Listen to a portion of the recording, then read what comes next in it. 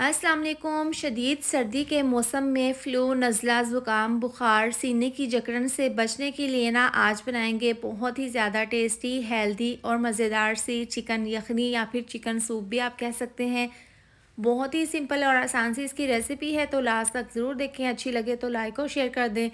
तो चलिए मज़ेदार सी चिकन यखनी बनाना शुरू करते हैं। यहाँ पर चिकन 1 किलो लिया है और यहाँ पर बोटी और हड्डी दोनों का इस्तेमाल किया है, क्योंकि जब भी हम यखनी में हड्डी का इस्तेमाल करते हैं ना, तो बहुत ही ज़बरदस्त फ्लेवरफुल चिकन यखनी बनती है। तो यहाँ पर हड्डी और बोटी दोनों का हमने इस्तेमाल किया है। अब इसके अंदर ना एक बड़े साइज़ का प्याज, लहसुन के जवे, अदरक के 2 टुकड़े हैं, आधी चम्मच है हल्दी, 1 चम्मच नमक, 2 बड़ी इलायची, लौंग, साबुत काली मिर्चें। ये मसाले ना तमाम चिकन के अंदर डाल देंगे इस तरीके से, और इस तरह से डालने के बाद ना पानी डाल देंगे। इसके अंदर तकरीबन 4 गिलास पानी डालेंगे और इस तरह से पानी डालते हैं ना, इसको इतना पकाएंगे कि यखनी के ना 3 गिलास रह जाएं। यह यखनी ना बहुत ही सर्दी के मौसम में ना आप बनाएं, बहुत ही फ़ायदेमंद है। ख़ास तौर पर जिन बच्चों को नज़ला, ज़ुकाम, बुखार की शिकायत रहती है ना, उनके लिए तो बहुत ही फ़ायदेमंद है। तो इस तरीके से ना इसको मिक्स करने के बाद इसको हम तेज़ आंच पर पकने के लिए रख देंगे। तकरीबन 4 से 5 मिनट लगे हैं। ढक्कन खोलकर चेक कर लेते हैं। अब यहाँ पर देखिए इसमें बॉयल आना शुरू हो गया है। तो अब हमने क्या करना है, जो इसके ऊपर ये सफ़ेद सी झाग है ना, इसको हमने इस तरीके से उतार लेना है। तमाम झाग को ना अच्छे से इसके ऊपर से उतार लेंगे। और यहाँ पर आप इसको ना यखनी को प्रेशर कुकर में भी बना सकते हैं। प्रेशर कुकर में ये तकरीबन 10 से 12 मिनट में ना तैयार हो जाएगी, लेकिन इसको हम आज कढ़ाई में बनाकर तैयार कर लेंगे। तो इस तरीके से देखें, इसके ऊपर जितनी भी ये सफ़ेद झाग थी ना, इसको हमने उतार लेना है इस तरीके से।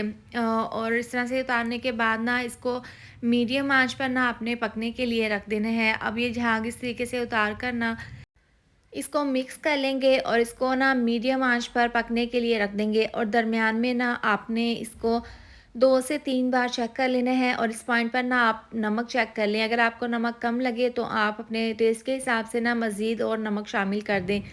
अब मीडियम आंच पर ना इसको पका लेंगे कवर करके।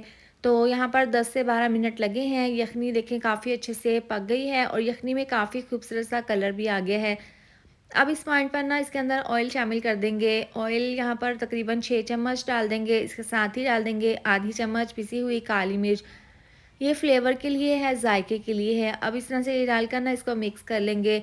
ज़बरदस्त सी हमारी यखनी तैयार है। और यहाँ पर देखिए हमने एक और काम करना है। यहाँ पर मैशर की मदद से ना इस तरीके से ना तमाम बोटियों के रेशे बना लेंगे। इस तरह से ये होगा कि जब भी हम यखनी की बाइट लेंगे ना, तो उसमें रेशे वाला चिकन आएगा, जो कि यखनी में पीने में बहुत ही ज़्यादा टेस्टी लगेगा। तो आपने इस तरह से तमाम बोटियों के ना हड्डियों के आपने इस तरीके से देखें रेशे बना लेने हैं। इससे यखनी बहुत ही ज़बरदस्त लगती है पीने में। तो अब इस तरीके से तमाम देखें बोटियों के ना रेशे बना लेंगे। ज़्यादा आपने बिल्कुल बारीक नहीं बना लेने, बस आपने नॉर्मल से इसके रेशे बना लेने हैं इस तरीके से।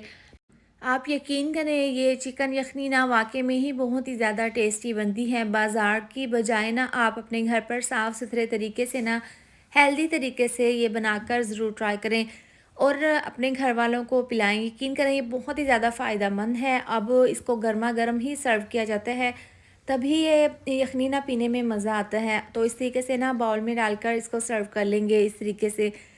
अब इस तरह से डालने के बाद ना बाउल में बारीक कटा हुआ धनिया इसके ऊपर छिड़क देंगे और साथ में थोड़ी-सी पिसी हुई काली मिर्च। आप अपनी मर्ज़ी के हिसाब से ना इसके ऊपर गार्निश कर सकते हैं बॉयल अंडों के साथ, या फिर आप इसके ऊपर देसी घी डालकर भी सर्व कर सकते हैं।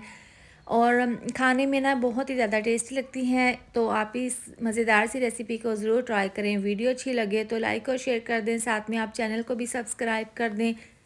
मिलते हैं नेक्स्ट वीडियो में। अपना ढेर सारा ख्याल रखें। अल्लाह हाफ़िज़।